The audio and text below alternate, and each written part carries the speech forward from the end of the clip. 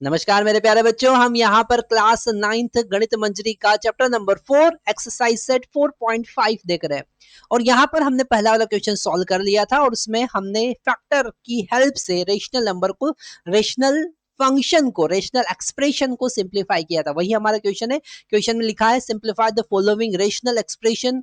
assuming that the expression in the denominator are not equal to zero, है ना। तो अगर ये जीरो हो जाएगा तो वो नॉट डिफाइन हो जाएगा, इसलिए हमको यहाँ पर डिनोमिनेटर को जीरो कंसिडर नहीं करना है। हमको यहाँ पर जैसे p और q का कोई भी ऐसा वैल्यू नहीं रखना है कि वो जीरो हो जाए, है ना, और हम ऐसा करेंगे भी नहीं। तो यहाँ पर सेकंड वाला क्वेश्चन हमारी स्क्रीन पर है और वहां पर सेकंड क्वेश्चन में क्या गिवन है उसे हमें सिंप्लीफाई करना है। N cube okay, n cube minus 3n² m, n cube minus 3n² m, okay, plus 3nm² plus n cube divided by हमारे पास में है 5m² माइनस 10mn और लास्ट वाला टर्म है हमारे पास 5n²। ठीक है, तो सबसे पहले अगर हम न्यूमरेटर की बात करें तो न्यूमरेटर में हमको समझ में आ रहा है, डायरेक्ट भी लिख सकते हैं वैसे हम, क्योंकि सिंपल ही है क्वेश्चन। तो यहाँ पर हमको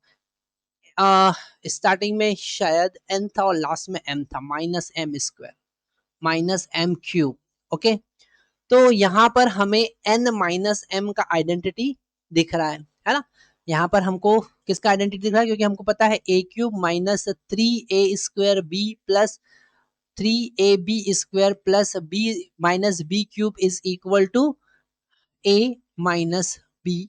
का होल क्यूब। ओके, तो ये हमको मिला। और नीचे वाला जो एक्सप्रेशन है उसमें से अगर हम 5 कॉमन लेते हैं तो हमको मिलेगा m² minus 2m into n, okay, plus n²। Okay, तो ये क्या हो जाएगा, ये हमको क्लियरली समझ में आ रहा है। n minus m whole cube as it is divided by 5 as it is, ये हो जाएगा n minus m whole square. ठीक है, तो ये क्यूब इस स्क्वायर से कैंसिल हो जाएगा, है ना। आंसर आ जाएगा हमारे पास n minus m divided by 5। तो ये हमारा सिंप्लीफाइड एक्सप्रेशन है, दैट इज द आंसर। ठीक है, तो यहाँ पर हमने जो सॉल्व किया वो सॉल्व किया सेकंड वाला। अब हम थर्ड और फोर्थ हमारी स्क्रीन पर लेकर आते हैं। तो ये हमारा थर्ड वाला प्रॉब्लम सॉल्व हुआ। अब हम सेकंड वाला प्रॉब्लम सॉल्व हुआ। अब थर्ड वाला प्रॉब्लम हम देख रहे हैं। थर्ड वाले प्रॉब्लम में यहाँ पर सॉल्व कर लेते हैं थर्ड। ठीक है, वो कह रहा है कि w³ minus v³ okay plus x² plus x³ है plus x³ plus 3xwv divided by, okay, divided by हमारे पास एक्सप्रेशन है w² plus v² plus x² plus x² minus 2wv okay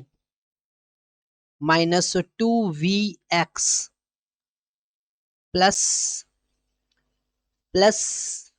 2wx, है ना,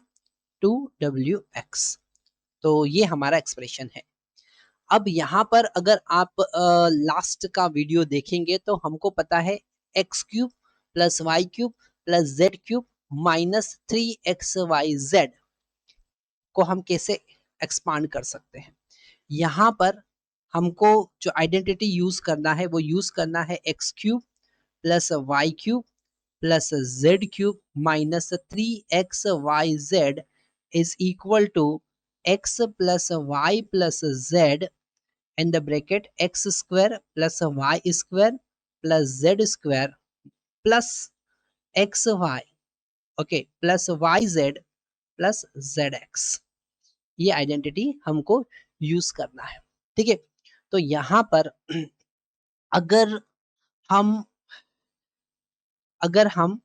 x को w से replace कर दे, y को -v से रिप्लेस कर दे और z को x से रिप्लेस कर दे, ठीक है, तो ये एक्सप्रेशन क्या बनेगा,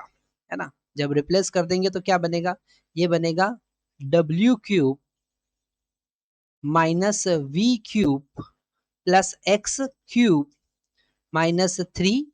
तो ये माइनस माइनस प्लस हो जाएगा क्योंकि हमने y को माइनस v से रिप्लेस किया है, y को माइनस v से हमने रिप्लेस किया है, ठीक है, तो यहाँ पर ये हो जाएगा w cube minus v cube plus x cube plus 3wvx is equal to, है ना, is equal to w, x की जगह पर w, y की जगह पर -v प्लस z की जगह पर x, ओके, प्लस, और यहाँ पर x की जगह पे क्या होगा, w स्क्वायर प्लस ये v स्क्वायर हो जाएगा, क्योंकि माइनस का स्क्वायर करेंगे तो प्लस ही हो जाएगा, तो प्लस साइन ही आएगा, यहाँ पर प्लस x स्क्वायर, क्योंकि यहाँ पर हमारे पास में z इज इक्वल टू क्या था, x था, ठीक है, आगे हम देखेंगे तो इसमें प्लस x की जगह पर हमारे पास में है w और y की जगह पर -v, तो ये माइनस साइन हो जाएगा, y की जगह पर -v और यहाँ पर z की जगह पर x प्लस z की जगह पर हमको मिला x और x की जगह पर हमको मिला w, ठीक है, तो ये हमको यहाँ पर रिप्लेस कर देना है, ठीक है, तो रिप्लेस करने के बाद हमको क्या मिलेगा, ये हम देख चुके हैं, तो इसे हम रब कर देते हैं, है ना, इधर हम यहाँ पर सॉल्यूशन आपको बता रहे हैं, ओके, तो अब यहाँ पर हम न्यूमरेटर में क्या लिखेंगे, न्यूमरेटर में हमने देखा कि हमारे पास में w cube minus v cube plus x cube plus 3wx को हम ऐसे एक्सपांड कर सकते हैं, तो हम न्यूमरेटर सबसे पहले लिख रहे हैं और वहां पर न्यूमरेटर में हमको क्या लिखना, v minus w minus v plus x, तो w minus v plus x और ब्रैकेट में आगे लिखना है w square plus v square plus x square, okay, आगे हम देखते हैं तो माइनस w इंटू वी, तो माइनस w इंटू वी, फिर माइनस v इंटू एक्स, तो फिर माइनस v इंटू एक्स, फिर लास्ट में x इंटू डब्ल्यू, तो ये हमारा न्यूमरेटर को हमने एक्सपांड किया, डिवाइडेड बाय डिनोमिनेटर में तो हमको वही दे रखा है, ये जो सेकंड टर्म हमारा सेकंड फैक्टर आया वो एज इट इज दे रखा है, w square plus v square plus x square minus w into v minus v into x plus x into डब्ल्यू, वही का वही दे रखा है पूरा,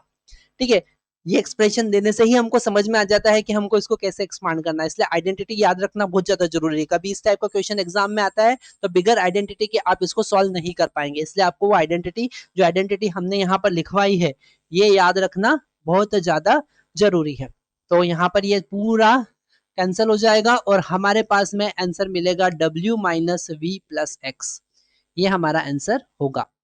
चाहे तो डिनोमिनेटर में आप 1 भी लिख सकते हैं, पर 1 लिखने की कोई जरूरत नहीं, डिनोमिनेटर में अगर कुछ नहीं लिखा है इसका मतलब 1 लिखा हुआ है, तो यहाँ पर हमारा थर्ड वाला प्रॉब्लम सॉल्व होता है, अब हम फोर्थ प्रॉब्लम की तरफ जाएंगे, पर यहाँ पर नेक्स्ट वीडियो में हम फोर्थ प्रॉब्लम की तरफ पहुंचेंगे, जब तक आप ये पूरा अच्छे से शांति से देखिए और समझने की कोशिश कीजिए कौन सी आइडेंटिटी कैसे यूज करना है।